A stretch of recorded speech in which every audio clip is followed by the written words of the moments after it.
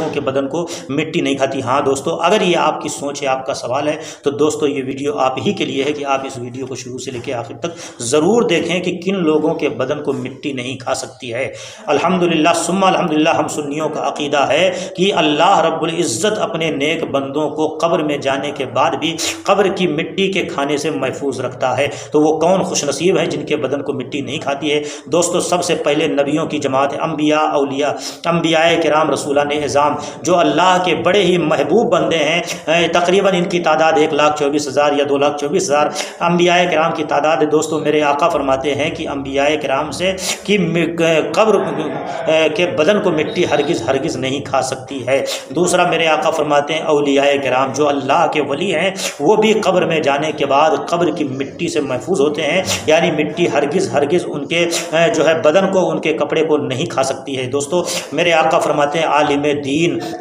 دین کے بدن کو بھی مٹی ہرگز ہرگز نہیں کھا سکتی ہے۔ اور میرے آقا فرماتے ہیں شہید جس نے اپنی جان کو اللہ کی رضا کے لیے، اللہ کی خوشنودی کے لیے اللہ کی راہ میں قربان کر دیا ہے، اس خوش نصیب شہید کے بھی بدن کو قبر کی مٹی ہرگز ہرگز نہیں کھا سکتی ہے۔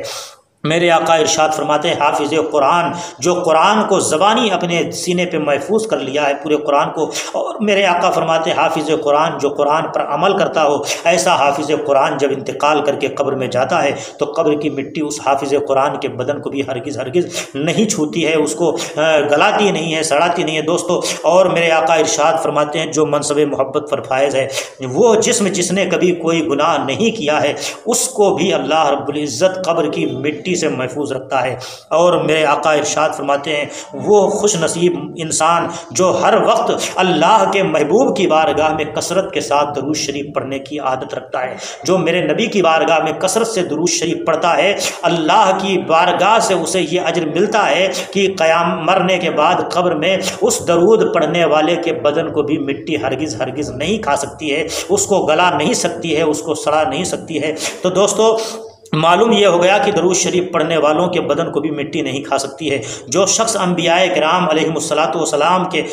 کے تعلق سے معاذ اللہ یہ کہے کہ وہ مر کے مٹی میں مل گئے ہیں، تو ایسے لوگ حقیقت میں بدبخت ہیں، نبی کے دشمن ہیں، نبی کی توہین کرنے والے ہیں۔ جب اللہ کے نبی کے کلمہ پڑھنے والے امتیوں کے بدن کو جو ہے قبر کی مٹی گلا نہیں سکتی ہے، تو پھر آپ اندازہ کریں نبی کائنات کے بدن کو مٹی کیسے گلا سکتی ہے۔ معاذ اللہ جو یہ عقیدہ رکھے کہ مر کے نبی مٹی میں مل گئے ہیں وہ بدبخت،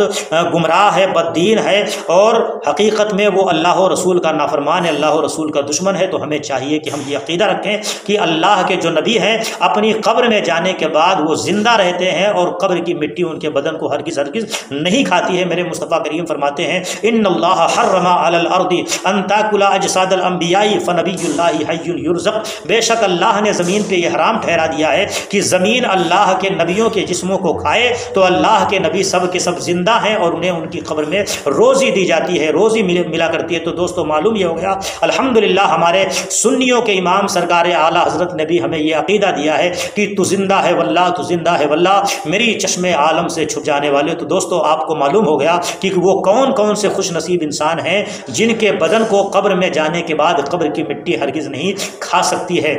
اسی لیے تو شاعر کہتا ہے کہ زمین میلی نہیں ہوتی، زمن میلا نہیں ہوتا، محمد کے غلاموں کا کفن میلا نہیں۔ فوراً سبسکرائب کیجئے، ساتھ ہی بیل آئیکن پر کلک کریں تاکہ مزید آنے والی ویڈیو جہاں وقتاً فوقتاً آپ کے لیے اس چینل پر اپلوڈ کرتے ہیں وہ آپ کو وقت پر ملتی رہیں اور آپ ان سے مستفید ہوتے رہیں۔ اگلی ویڈیو تک ہمیں دیجیے اجازت، اپنا خیال رکھیے گا، اللہ حافظ۔